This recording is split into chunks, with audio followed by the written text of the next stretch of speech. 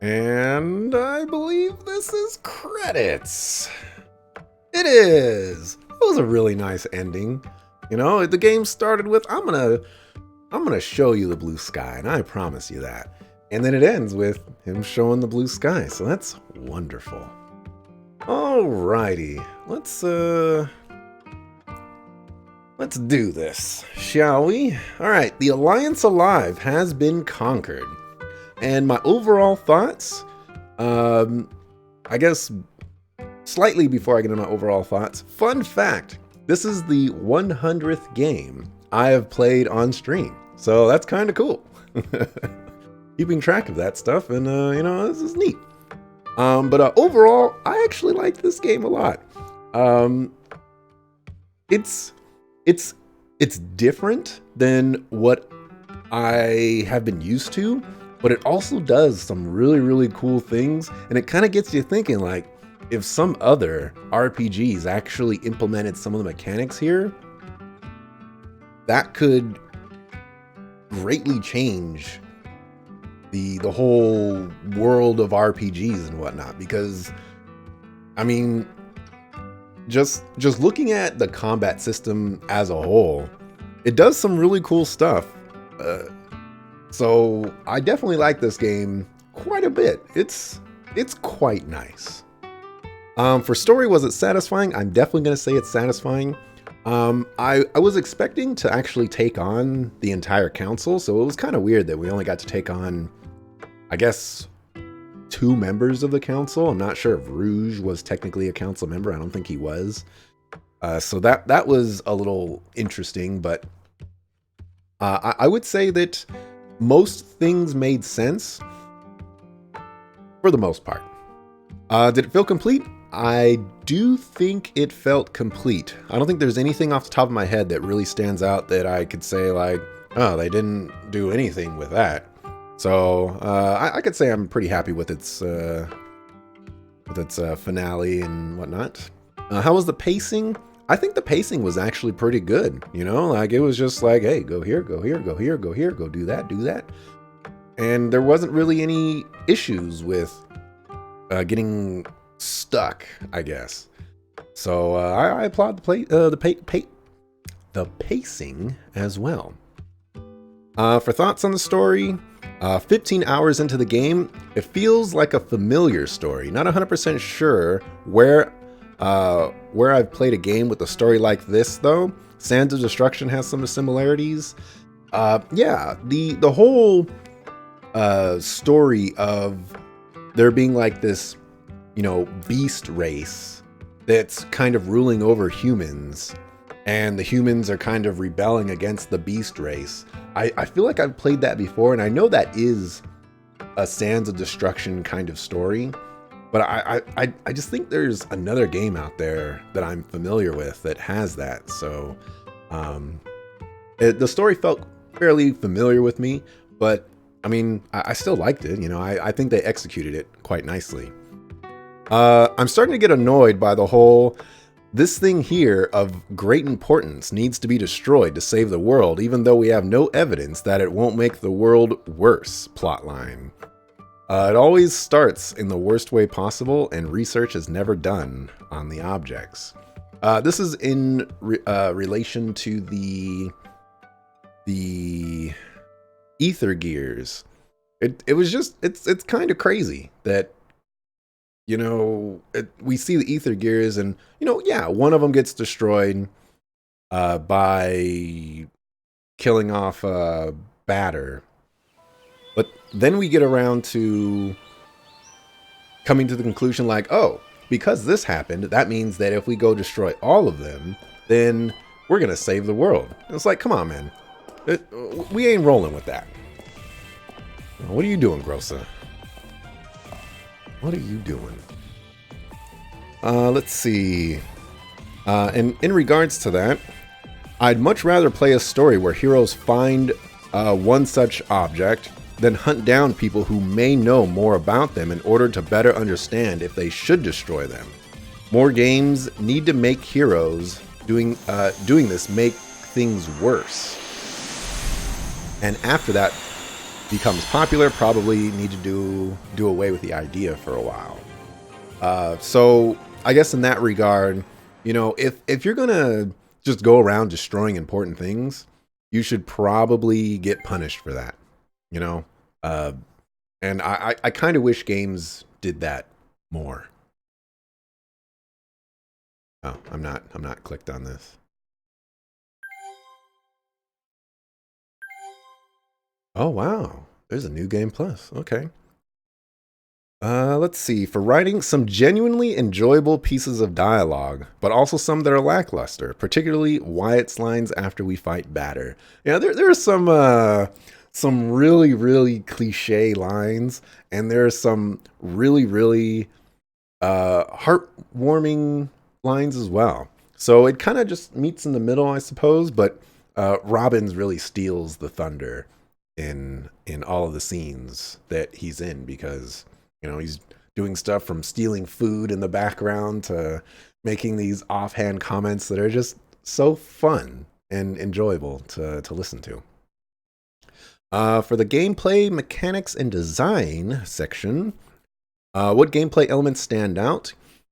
Super obnoxious for the cutscene text to go away super fast. The pause button is nice, but giving more time to read would be better. This is just kind of a unfortunate thing about not doing voice acting in cutscenes and things like that is, everybody's going to read at a different pace, and so you got to give everybody enough time to read it. And I would say a great deal of the text in cutscenes, especially the longer ones, go away too fast, and the shorter ones don't go fast or don't go away fast enough. So there needed to be uh, probably a better way to progress those. Like I said, the pause feature is nice, but when there's this really nice music going on in the cutscene, now you gotta pause the cutscene to read the dialogue, and like all the music goes away. It's disruptive. It's not the solution that I would like to see. The lack of experience and levels makes this a strange RPG to play. Grinding for HP and SP seems highly incentivized. I think that's pretty self-explanatory. Having no experience in a JRPG is not something I'm very familiar with. I can't think of any games off the top of my head that I've ever played that didn't have an experience system and was a JRPG. I'm sure there's one of them, but that's a crazy system in of itself. But with that system, I wonder how stat gains are acquired. Is it exclusively items? And then there's interesting self-imposed difficulty levels, or interesting self-imposed difficulty levels could be cool to see. Do as few fights as possible and see how far in the game you can get. I definitely think you could do like I want to say like speed running, but not really speed running. It's more like challenge runs where you could you could go through this game and probably beat it at a certain point without um I don't know, like without hitting certain milestones, I suppose. I wouldn't say I grinded, but I fought a great deal of enemies until towards the end where, I was just pumping out damage. And for the most part, I would say that battles felt more important with this experience-less system because getting those HP ups were extremely important. It didn't feel like gear was the most important thing, but I mean, obviously it was important. But what you really needed was HP to survive attacks. And even then, I've had people with 500 HP and we'll just say a decent amount of armor, and they still got one shot. So, it's crazy. Final Fantasy 2 didn't have level ups, you think? Oh man, I don't think I played Final Fantasy 2 who knows how long. If ever. I don't know. Let's see. There's a bunch of mechanics in this game. There's a bunch of mechanics in this game, and after reading them a few times, I feel like some could have been explained better or shown differently. For some, I've yet to find an explanation. Uh, this is just probably me not going through the guide a little bit more thorough. Partly because I'm streaming the game and I don't want to spend a crazy amount of time in there, but also because it wasn't really grouped together very well. Some of the information that I wanted in some places was in other places, and it was kind of confusing that way. But some examples are like position level ups feel confusing. I wish there was an EXP bar for those. Like, what's the criteria for getting a position level up? And when does it happen? And how do I progress it further? It's just that kind of stuff. If there was a bar that I could progress across the screen that would show me that, it would be so much more helpful to figure out what I'm doing right and wrong. How much better is weapon quality? I guess I kind of saw this later on, where like masterwork came with stats on the weapon, and I think high quality was just a little bit better than the normal ones. But I guess I'll say I wish it was more transparent. Uh, is learning new arts random? I I honestly have no idea how you learn new arts. Sometimes, like, I think I stopped. There was an explosion one that I learned a couple of times in a boss fight that I was dying against, and then I never learned that ever again.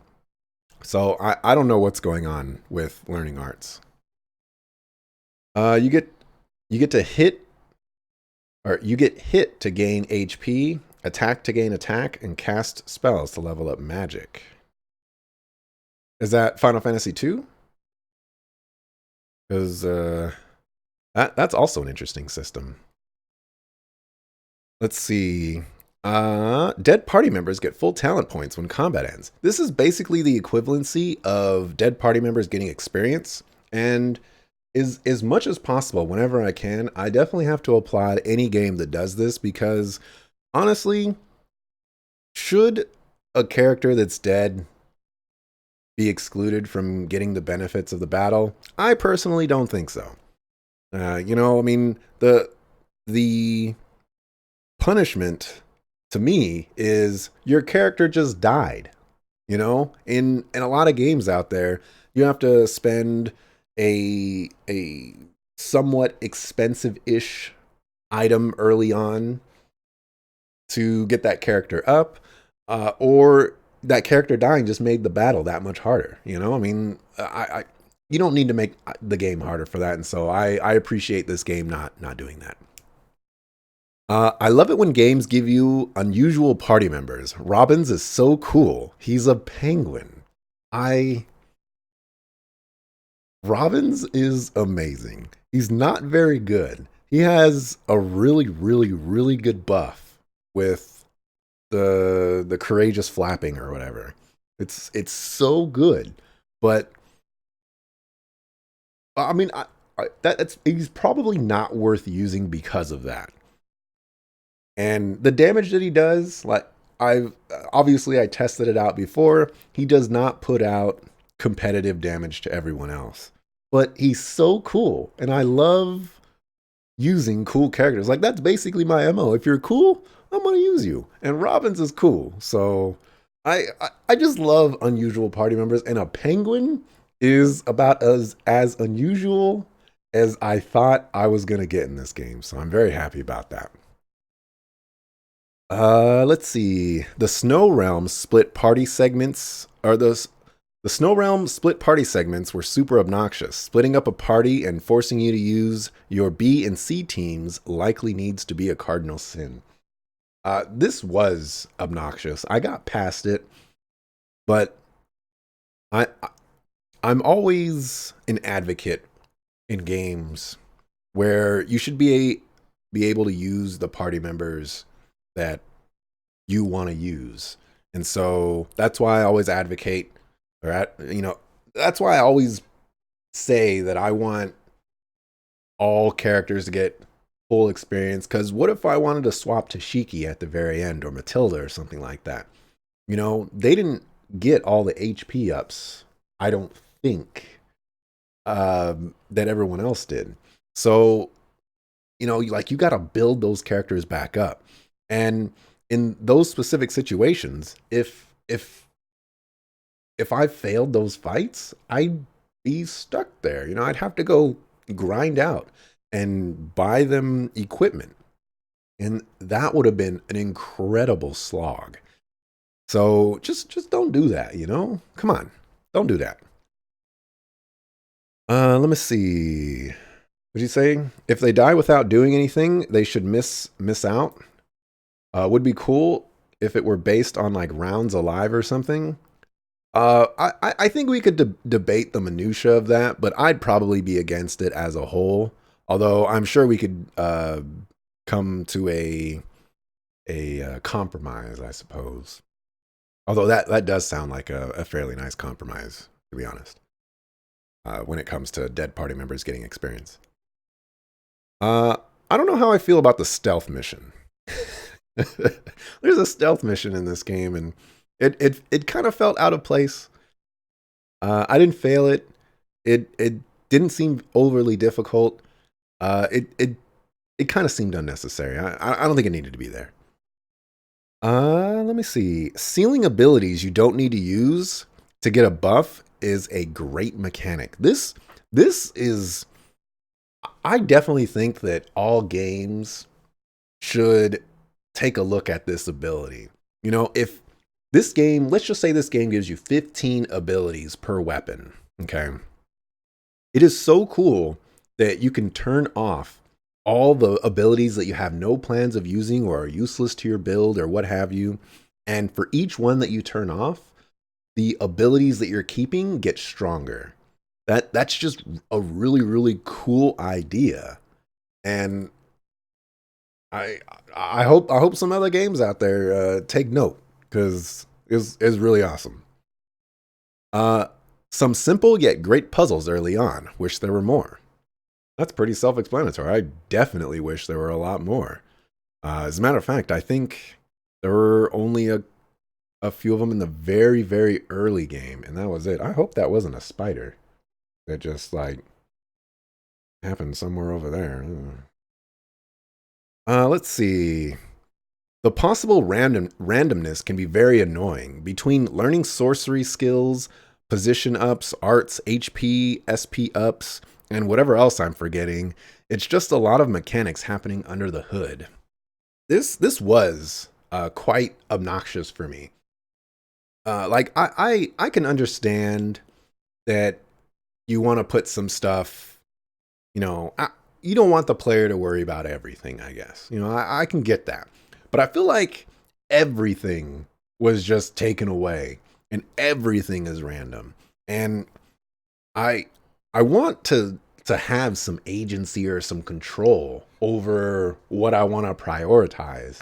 And so a part of me wants to say that this system in its current implementation failed in keeping me very engaged in it, because I personally wanted to see a bar progress like Experience does, for example. But at the same time, it's so innovative to me that I feel like that's okay. And for a first entry, as far as I'm aware, this is the first entry in what could be a series. Maybe there's just tons of improvement, I guess, to be made on that kind of system. Make it a little bit more visible, and I'd like that a lot. So there's that. For combat, it's strange but enjoyable. Different from what I'm typically used to, but also familiar in some ways. This is the combat is quite enjoyable, and I really like the diversity it gives you. I probably could have optimized way better than I did, but I really do appreciate the customizable customization options that this game offers, and I really like how it handles the combat. I I felt like I just had tons of options. Have I ever played Legend of Legaia? I have not. Is that a 3DS one? I think that might if what you're talking about is what I'm thinking of, that was the game that came out before this one. Oh, it's a PS1? Oh, no, I have not played that. Let's see. There's little things I wish were done differently in the combat though. The action camera, as I'll call it. After choosing all of your character's actions, each character slash enemy gets a close up camera to show their attack. This can be pretty disorienting, especially when speeding up the combat. This this needs to go like 110% uh, times like infinity. Like it just needs to go. My I just can't stand it because there's so many issues that happen with this action camera. First of all, at times 4 speed, it's basically like a seizure attack, or epilepsy warning. It's insane. It's just flashing all over the place, and it doesn't need to be like that. Give me an there's one or two camera angles where it's like an overhead shot of your party members and the enemies, and it just needs to stay right there. And characters will move up and attack and do all that stuff. That's all that there needs to be, in my opinion. This action camera is, uh, I'm just gonna say I found it atrocious, and I never want to see it ever again. The UI going away during action camera, I didn't like that either. Uh, it's it's there's this innate satisfaction that you get when you see an enemy attack your character and you see that HP go down, or you heal a character and you see that HP go up. I feel like it's a very subtle thing, but it's one of those things where if you don't think about it, you're probably not going to know that you enjoy that being there until it's gone. And this game made me wish that that was there, especially when it came to like buffs and things like that. There were some buffs that I wish I could have seen like an indicator or something like that. And UI going away just it doesn't help with that. When an attack is made, you can only see the enemies you're attacking. This is not 100% true. There are some attacks or some instances where you can see a couple more enemies, but for the most part, it remains more or less the same. Uh, you're kind of focused in on the enemy or maybe the area around the enemy as opposed to everything. And in a game where you have multiple rows and multiple lines per or multiple rows and multiple columns, I think it's fairly important to see the general scope of the battlefield as you're interacting with it. And I, that the action camera would once again, uh, the removal of the action camera would help out with that quite a bit. Let's see. Multiple useless camera angles at the start of battle. When the battle starts, there's one thing I want to see. What am I fighting? Yeah. There's some camera angles where like it focuses on the party, and then you don't really get to see the enemies. And it's like, well, hold on a second. Am I fighting some characters that are going to instant death me? Or am I fighting some guys that I know are gonna use some tidal wave move that's gonna do 300 damage to my entire party? Like, I need to see that information as soon as I get into battle. So that was kind of obnoxious as well. The screen fades to white when the battle ends. I'm a fade to black kind of person. I like the fade to black because I use that for transitions, but also fading to white, like it's blinding to me. This is a very subjective thing, but I feel like you should never fade to white for anything. It's always fade to black. Let's see. And if you use auto battle with a buff or heal, it will be used on the caster, regardless of their buffs or HP. I wish it chose a target that had the least HP for healing or didn't have a buff. This was kind of a disappointing thing. I guess maybe I can kind of understand why it's there, you know? Like, if you're going to use auto battle, you probably don't really care what's going on. And auto battle shouldn't be really a solution. It's just more of a tool to help you get through monotony, I suppose. Where if you want to have more control, we're going to give you more control. Otherwise, you're just going to do whatever is there. It could have been more elaborate, I suppose. But I get why it is the way it is, even though I wish it was different. It's an excellent game. Just thinking it would be cool if I played that one soon. I will add that to my list, my ever-growing viewer list, which is gonna get out of hand soon if I don't start knocking some of those out. Let's see. I'm confused about how block works. Sometimes it's very reliable, and other times it feels like it doesn't work at all. This wasn't an issue per se in the very beginning of the game, but as I got further and further along in the game, I felt like there were more and more attacks that I wasn't blocking, and there were some instances where an AoE attack would happen, or at least I think it was an AoE attack, and my guy Ignace would block everything, or he would block an attack for someone, but it wasn't consistent at all. And the way I interpreted block with the guard position is if you activate block while in the guard position, then you're gonna take every single attack. I can understand AoE, but you know, you'll take an attack for somebody else in the AoE, and it wasn't like that, and I don't know what was going on.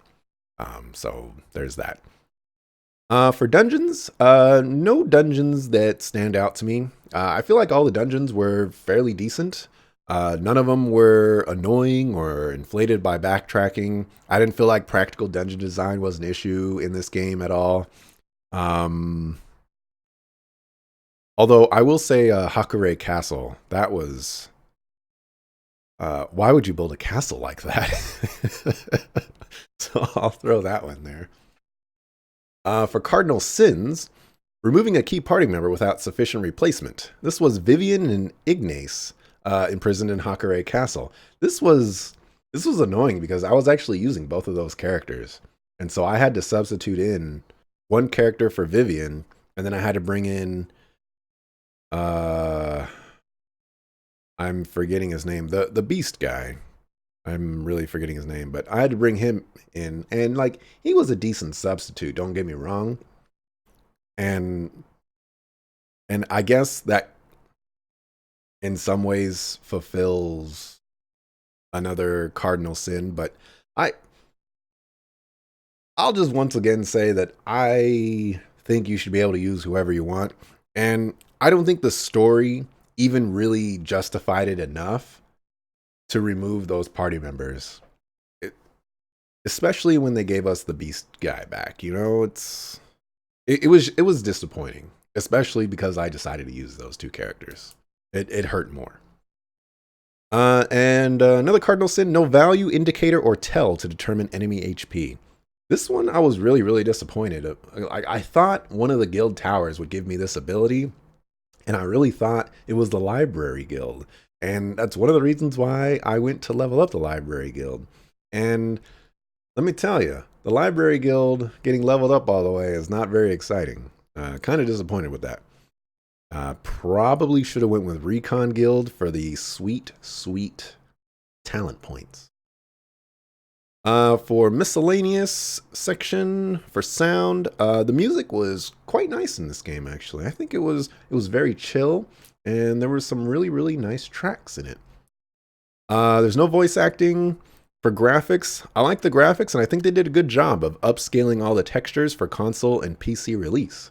I actually watched the Dark Pixel / Resonant Arc video that I mentioned a couple of times.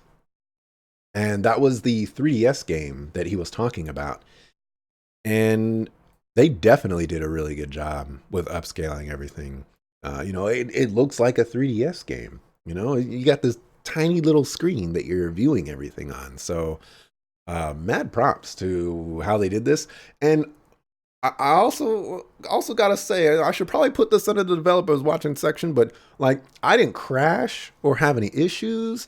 There were a couple of typos and things like that, but and I guess I saw some UI issues as well. But like for the most part, this was a pretty solid port. I would even say excellent port. My experience was great. Yeah. So yeah. Replay value. I I I don't think. I'm just gonna go ahead and say I don't see any replay value in this game. I mean, I guess.